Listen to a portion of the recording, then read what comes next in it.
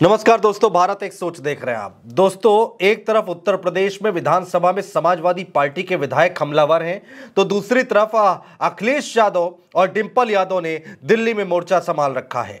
लोकसभा में डिंपल यादव ने जमकर सरकार पर हमला बोला और इसी के साथ ही साथ अखिलेश यादव ने भी मोर्चा संभाला।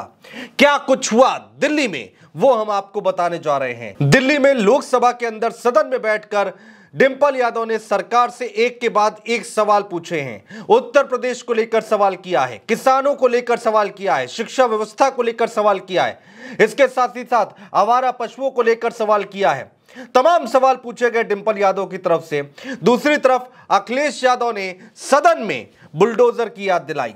उत्तर प्रदेश में जो बुलडोजर चल रहा है उसको लेकर सदन में उन्होंने क्या कुछ कहा, यह सब हम आपको बताने जा रहे हैं दोस्तों। तो दोस्तों, एक तरफ विधानसभा चल रही है, उत्तर प्रदेश में विधानसभा का सत्र शुरू हुआ है, समाजवादी पार्टी के विधायक सरकार पर हमलावर हैं, तो दूसरी तरफ दिल्ली में समाजवादी पार्टी के सांसद सरकार पर, दिल्ली की सरकार पर हमलावर दिखाई दे रहे हैं। सबसे पहले बात अखिलेश यादव की करेंगे।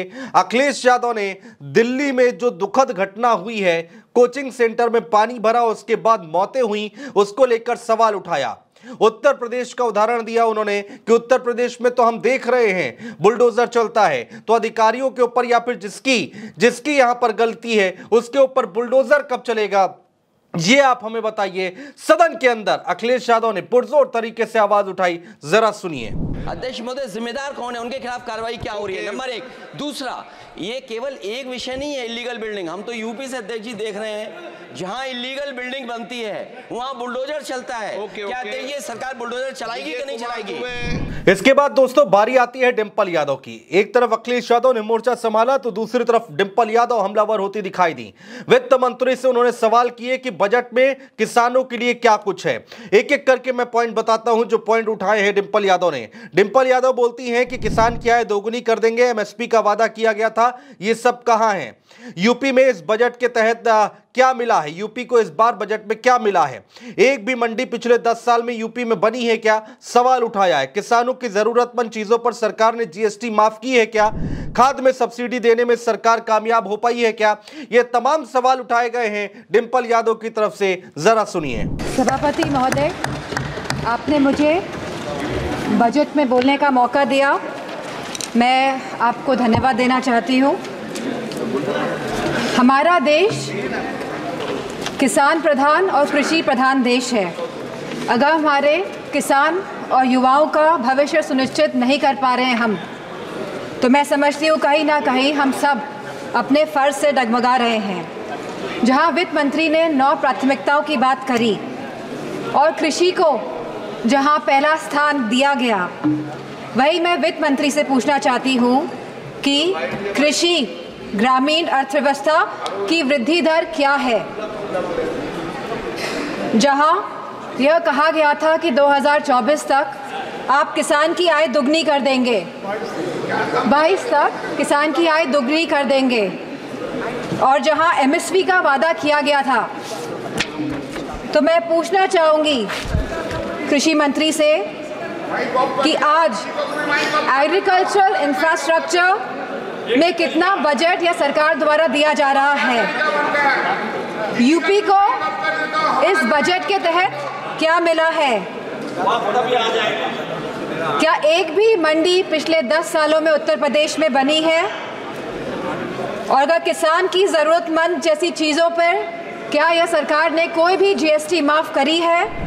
इसके बाद दोस्तों जो मुद्दा अखिलेश यादव चुनाव के दौरान उठाते आए थे, हमने देखा था विधानसभा के चुनाव के दौरान अखिलेश यादव ने आवारा पशुओं का मुद्दा खूब उठाया था। उसके बाद भी आज तक अखिलेश यादव आवारा जानवरों का मामला उठाते आए हैं। उसी मुद्दे को देश की संसद के अंदर डिंपल यादव ने उठाया है। डिंपल यादव कहती है कि प्रधानमंत्री उत्तर प्रदेश में आए थे, वादा किया था कि आवारा पशुओं की परेशानी से किसानों को निजात दिलवाएंगे, लेकिन ऐसा नहीं हो पाया।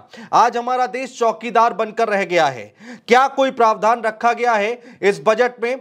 आवारा पशुओं को लेकर क्या कुछ कहा डिंपल यादव ने, जरा सुनिए। और जहां खुद प्रधानमंत्री आए थे उत्तर प्रदेश में विधानसभा चुनाव में, और उन्होंने वादा किया था उत्तर प्रदेश की जनता को, उत्तर प्रदेश के लोगों को, कि वो आवारा मवेशियों की समस्या से किसानों को हल दिलाएंगे, निजात दिलाएंगे, तो क्या इस आवारा पशुओं की जो समस्या है, जिसकी वजह से आज हमारा देश चौकीदार बन गया है, रात भर सो नहीं पा रहा है, तो क्या कोई प्रावधान बजट में रखा गया है इस समस्या को लेके? दोस्तों, इसके बाद डिंपल यादव ने लखीमपुर खीरी की घटना की याद दिलाई।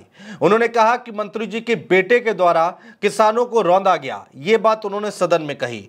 और किसानों ने आत्महत्या की है, पिछले कुछ दिनों का आंकड़ा भी उन्होंने दिया, डिंपल यादव ने दिया कि आत्महत्या हुई है किसानों की।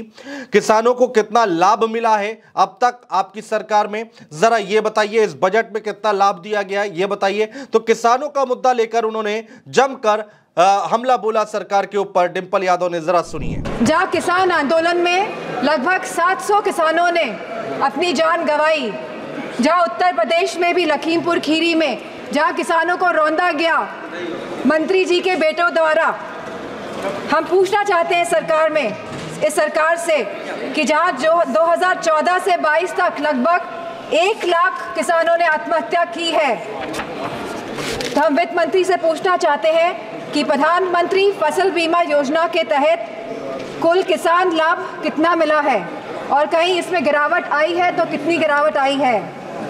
यह सरकार लगातार 1 दशक से किसानों की अवहेलना कर रही है। दोस्तों, डिंपल यादव यही नहीं रुकी। इसके बाद डिंपल यादव महंगाई और मनरेगा की बजट को लेकर उन्होंने सवाल उठाया, युवाओं की शिक्षा व्यवस्था पर सवाल उठाए, लखनऊ में बने कैंसर हॉस्पिटल को लेकर भी उन्होंने सवाल उठाया। क्या कुछ कहा है कैंसर हॉस्पिटल के लिए, महंगाई के लिए, युवाओं की शिक्षा व्यवस्था के लिए, जरा वो भी सुनिए। गाँव की अर्थव्यवस्था पूरी तरह चरमरा गई है और इसकी एक बड़ी वजह महंगाई है।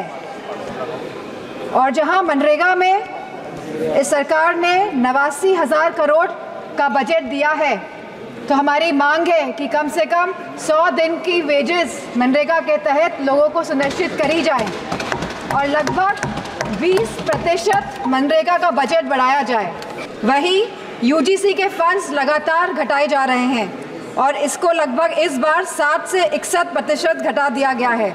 जहां हम बात करते हैं सस्ती और अच्छी शिक्षा की, वहीं यह सरकार लगातार शिक्षा बजट जो कम कर रही है, तो मैं समझती हूँ इनकी नीयत कहीं साफ नहीं है, मंशा कहीं सही नहीं है हमारे देश के युवाओं के और स्टूडेंट्स के प्रति। हमारे उत्तर प्रदेश में लखनऊ में एक कैंसर इंस्टीट्यूट जिसमें लगभग 1,000 करोड़ रुपए लगे हैं, वह तैयार है, लेकिन ना केंद्र की सरकार ना स्टेट की सरकार ये सुनिश्चित कर रही है कि सुचारू रूप से वो कैंसर इंस्टीट्यूट चल सके, क्योंकि कैंसर के केसेस लगातार देश में बढ़ रहे हैं। और मेरा मानना है कि अगर ये कैंसर इंस्टीट्यूट सही ढंग से सरकार चला लेती है तो सस्ता इलाज हम अपने देशवासियों को दे पाएंगे।